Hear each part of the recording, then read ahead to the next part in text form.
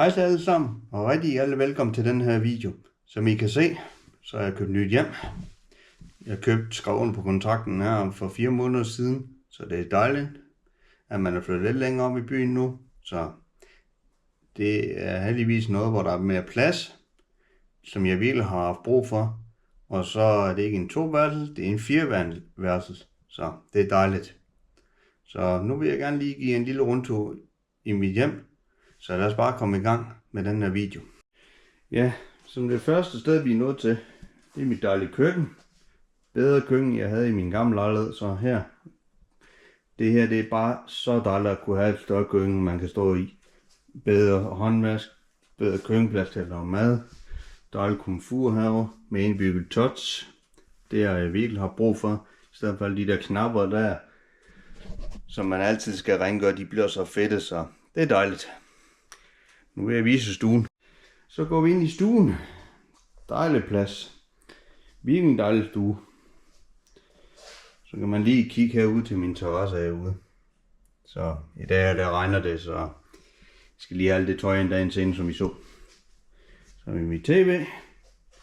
Og her kommer det interessant. Min dejlige filmsamling, som jeg virkelig har samlet igennem årene. Jeg elsker også at samle på film.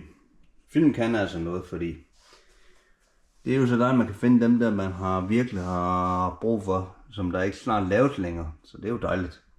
Så. Jamen så kan I se, sådan så stuen ud. Så vi går ovenpå.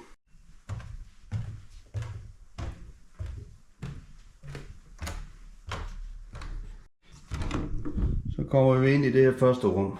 Lige nu bruger det som et lille opbevaringskammer, pullekammer. Men herinde, der skal der være gæsterum. Så det er dejligt, at man har det her rum her til lige når der kommer en gæst på besøg. Men lige nu, der er det bare lige et pullekammer.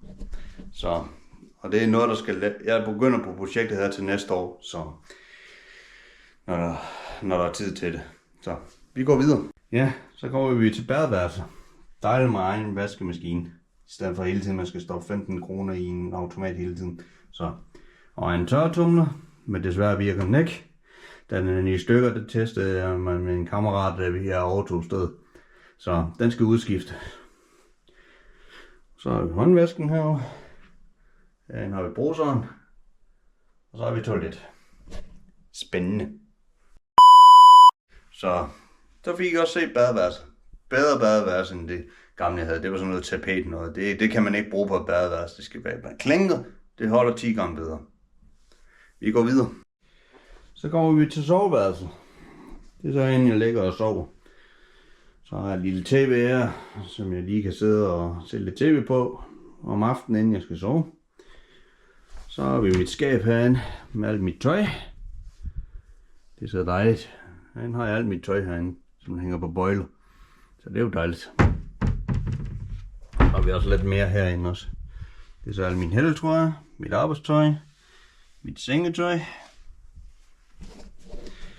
Så sådan ser soveværelset ud. Og jeg er virkelig glad for, at jeg har et større soverum til at sove i. Så vi går videre. Så kommer vi til det sidste rum. Til en lille lys her. Det var bedre. Så kan vi lige se, her har jeg så mit træningshjørne. Der står min stemmemaskine, min motionscykel. Og så har jeg alt mit træningsgrej herom. Så har jeg alt mit værktøj her. Det er jo dejligt at have det heroppe. Så sker der ikke noget med det. Så har jeg mine fjernstyrede biler her. Så har jeg alle mine trofæer her. Og så har jeg mit kameraudstyr lækker heroppe. Så har vi mit setup.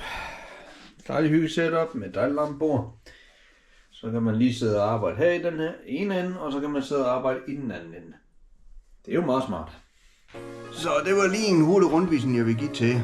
Så hvis du kunne lide den, så giv den lige et like. Og så husk lige at subscribe til min kanal, det betyder rigtig meget for mig. Så lige tryk på klokken og samtidig, så får I altid besked om, hvornår den næste video kommer. Så indtil da, hej hej.